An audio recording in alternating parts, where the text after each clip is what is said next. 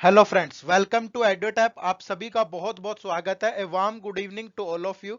जैसा कि आप सभी जानते हैं कि हमारी क्वांट और रीजनिंग की एक स्पेशल सीरीज चल रही है, जिसके तहत हम लोग एक कंसेप्ट ऑफ द डे हर वीक आपसे डिस्कस करते हैं, जिससे आपके एग्जाम में क्वेश्चन पूछे जाने की पूरी पूरी संभावना है। या आप ये कह सकते हैं कि आपके प्रीवियस ईयर क्वेश्चन के एनालिसिस के बेस पे हम लोगों ने कंसेप्ट स्टार्ट किया है, जो आपके एग्जाम के लिए बहुत महत्वपूर्ण साबित होगा। तो चलिए फिर बिना किसी देरी के आज का क्वेश्चन डिस्कस करते हैं। तो चलिए बच्चे क्वेश्चन देखते हैं। और आज का जो क्वेश्चन है आपका, ये अल्फा न्यूमेरिक सीरीज से उठाया गया क्वेश्चन है। तो सबसे पहले आपको डायरेक्शन गिवन है, तो डायरेक्शन पढ़ लेते हैं। किसी भी क्वेश्चन को शुरू करने से पहले आपको डायरेक्शन जरूर पढ़ लेनी है। देखो, a matrix contain codes of different letters is given along with some conditions. तो on the basis of given codes and condition answer the questions given below. तो आपको इन्हीं कंडीशन के आधार पे क्वेश्चन का आंसर करना है। तो सबसे पहली कंडीशन क्या है बच्चे? If a word start with A vowel but ends with a consonant, then codes for first and last letter to be reversed. The second condition क्या है? If there are more than two vowels in a word, then first vowel is to be coded as one, second vowel as two, and so on. Condition third क्या है? If a word start with a consonant and also ends with a consonant, then vowels are to be coded after coding all the consonants. ठीक है?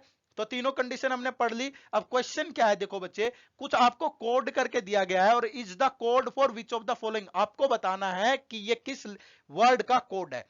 ठीक है, तो सबसे पहले अगर मैं कंडीशन 3 देखूं तो उसने कहा कि अगर कोई भी वर्ड कॉन्सोनेंट से शुरू हो रहा है और कॉन्सोनेंट पे ही खत्म हो रहा है, तो वोवल्स जो होंगे वो हमेशा कोड किए जाएंगे कॉन्सोनेंट्स के बाद। क्लियर है? तो ऐसे क्वेश्चन को बच्चे हमेशा आपको ऑप्शन को एलिमिनेट करके सोल्व करना है। ठीक है, ऑप्शन को एलिमिनेट करना है। तो थर्ड कंडीशन के आधार पे अगर मैं देखूं तो ऑप्शन बी और सी एलिमिनेट हो जाते हैं। क्यों? देखो, कॉन्सोनेंट से स्टार्ट हो रहा है, कॉन्सोनेंट पे खत्म, कॉन्सोनेंट से स्टार्ट हो रहा है, कॉन्सोनेंट पे खत्म हो रहा है। लेकिन जो वोवल है आपके, अब देखो यहां पे वोवल क्या है? ए ओ आई। और यहां पे क्या है? देखो ओ आई। और यानी ओ और आई। देखो तो आई का कोड क्या है आपके पास? ओ है भाई। ओ का कोड क्या है? 8 है। लेकिन लास्ट के अगर मैं यहां पे देखूं कि या तो 3 वोवल है या 4 वोवल है, तो लास्ट के 3 या 4 लेटर यहां पे में 8 है ही नहीं।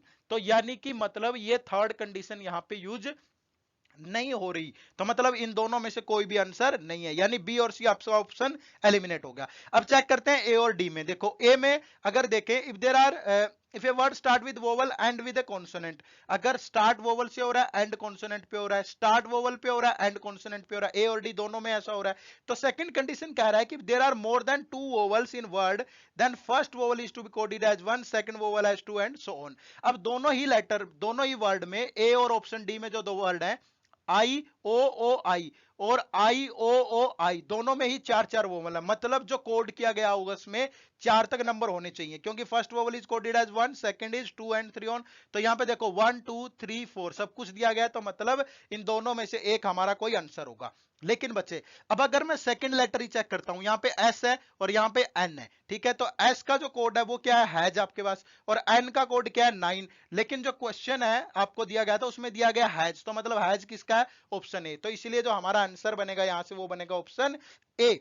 तो यानी आप विद फ्यू सेकंड सिर्फ कंडीशंस को देख करके ही, ऑप्शन एलिमिनेट करके, ये नहीं है कि आप कंडीशन के आधार पे आंसर बनाने की कोशिश करोगे या हर एक वर्ड का अलग अलग कोड बनाओगे, ऐसा नहीं है। थोड़ा सा ऑप्शन पे ध्यान दीजिए, ऑप्शन को एलिमिनेट करके आप क्वेश्चन को बड़े आराम से सोल्व कर पाएंगे। क्लियर है भाई? तो चलिए फिर, और ऐसे भी एलिमिनेट नहीं करना कि पी का कोड क्या है। देखो यहाँ पे पी का कोड एट द रेट है, एट द रेट तो है ही नहीं। ऐसे तो आई का कोड क्या है? जीरो, बट यहाँ जीरो भी नहीं है। तो ऐसे भी ध्यान रखना है आपको कि कंडीशन के आधार पे आपको आंसर करना है। ठीक है बच्चे, चलिए फिर। तो थैंक यू वेरी मच, आप सभी का बहुत बहुत शुक्रिया, और उम्मीद है कि आप सभी को पसंद आया होगा ये कंसेप्ट आपका। ठीक है, आपको हमेशा ऑप्शन एलिमिनेट करके क्वेश्चन को सोल्व करना है। और अगर आप हमारे चैनल पे न्यू हैं तो आप हमारे चैनल को सब्सक्राइब कर ले, और हमारे किसी भी कोर्स के रिगार्डिंग आपको कोई भी इंफॉर्मेशन चाहिए तो आप 8146207241 पे कॉल कर सकते हैं, या hello@edotap.co.in पे जा सकते हैं। और जुड़े रहिए हमारे साथ इसी तरीके से। चैनल को सब्सक्राइब करना और क्वेश्चन को शेयर करना और लाइक करना ना भूले। तो अगले क्वेश्चन में मिलते हैं। चलिए, थैंक यू वेरी मच, आप सभी का बहुत बहुत शुक्रिया।